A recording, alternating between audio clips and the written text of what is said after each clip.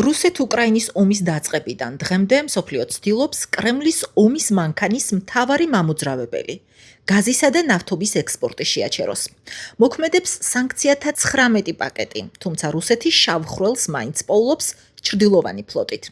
სწორედ ამით ახერხებს აგრესორი ქვეყანა ნავთობის იმპორტზე დაწესებული საერთაშორისო შეზღუდვებისგან თავის არიდებას და იმ შემოსავლების მიღებას, რითაც საბრძოლო მოქმედებებს აფინანსებს. საუბარია 1000-მდე ნავთობმზიდ ხომალდზე, რომლებიც მსოფლიო ნავთობტანკერების 17%-ს უტოლდება და ყოველდღიურად მილიონობით ტონა რუსულ ნავთობს მთელ მსოფლიოში ყიდიან, მათ შორის ევროპაშიც. თანაც ყიდიან საერთაშორისო დონეზე განსაზღვრულ ფასზე, ანუ $60-ზე უფრო ძვირად. ეს ფლოტი არის ამ სანქციების გვერდის ასავლელი, ესე ვთქვათ, მექანიზმი. ვინ არის ყველაზე დიდი ამ არალეგალური, ესე ვთქვათ, მიმწოდებლისა, ვინ არის ყველაზე დიდი მომხმარებელი?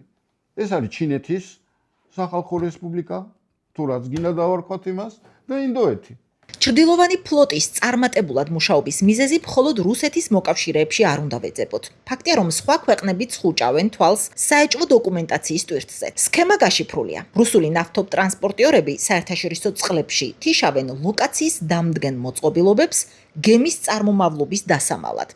ადგენენ ყალბ დოკუმენტაციას რუსული კვალის ბოლომდე წასაშლელად, ცვლიან დროშასაც და არასანქცირებულ ქვეყნებში რეგისტრირებული ყალბის სადაზღვეო კომპანიებისგან მიღებული დოკუმენტებით ქმნიან შთაბეჭდილებას, თითქოს სრულიად ლეგიტიმურ გადაზიდვას ასრულებენ. ნავთობისგან კეთდება ნავთობპროდუქტი, რუსული ნავთობისგან კეთდება ნავთობპროდუქტი და მესამე ქვეყანაში და შემდეგ ამ სახით შედის ევროკავშირში, ისე რომ შეიძლება ევროკავშირის მომხმარებელმა საერთოდ არ იცოდეს ნედლეულის წარმოშობის შესახებ. საზღვაო სამართალის საკმაოდ სპეციფიკური დარგია ზოგადად ეკონომიკის და საზღვაო გადაზიდვების, რომელიც საშუალებას იძლევა, რომ შეცვალო დროშა, შეცვალო რეგისტრაციის ნავსადგური და ამით გზაკვალი აუბნიო დაინტერესებულ მხარეს, რომ მოგაგნოს, მიაგნოს კონკრეტულ გემს თუ გემთფლობელს. სპეციალისტების ნაწილი დარწმუნებულია, რომ ამ სქემის მონაწილე საქართველოცა. იყო შემთხვევები,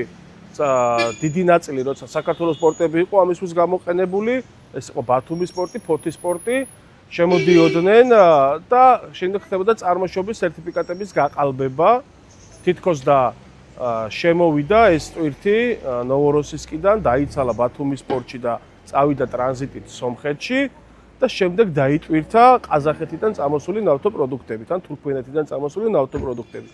სინამდვილეში არანაირი ოპერაცია არ შესრულებულა. სანქციების მე-19 პაკეტის ფარგლებში ევროპა გეგმავს მის პორტებში შემავალ ყველა ტვირთზე დოკუმენტაციის კონტროლი გაამკაცროს. ნავთობიმპორტიორები ვალდებულები გახდებიან უკვე გამოცდილი და სანდო კომპანიებისგან მიიღონ სადაზღვეო პაკეტები.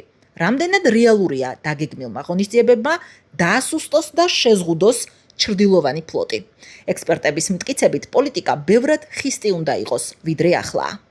თუ არ იქნება სრული აკრძალვა, ამასთან ბრძოლა იქნება ძალიან ძნელი. 1000-ზე მეტი გემია ხშირ შემთხვევაში ჩართული ამაში.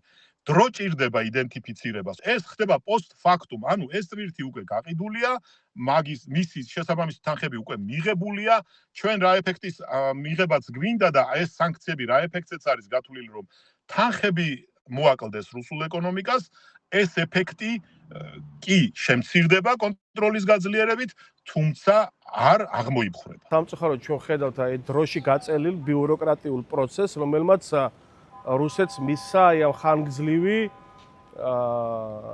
არსებობის ეკონომიკური მდგრადობის შესაძლებლობა. ეს არის ფაქტი. ერთია რომ ის ყიდის ნედლ ნავთობს, საიდანაც შემოსავალი არის ბევრად უფრო ნაკლები, ვიდრე როცა ის ყიდის ნავთობპროდუქტებს, საიდანაც უფრო მეტია შემოსავალი. დრო გვაჩვენებს, რამდენად ეფექტური აღმოჩნდება ევროკავშირის ძალისხმევა, შემოსავლის უმსხვილესი წყარო მთლიანად გადაუკეტოს ომის მანქანას. თუმცა შედეგი უკვე სახეზეა.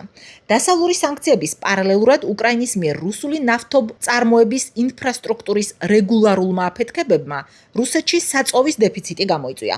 პროდუქტი უპრეცედენტოდაა გაძვირებული. ბენზინგასამართ სადგურებზე მძღოლების გრძელი რიგებია.